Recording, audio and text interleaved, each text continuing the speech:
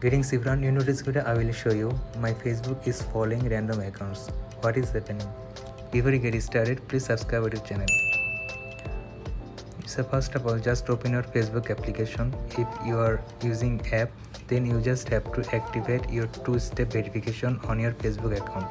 And like I will go on the settings, and in settings I will go on password and security.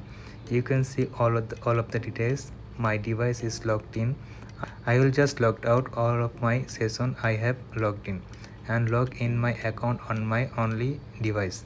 The second option is to change password, and the third and the most important option is to use the factor authentication.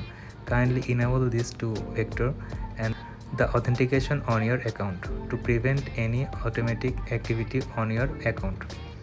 So this is the way how you can fix this issue. This is the video for today. Thanks for watching this.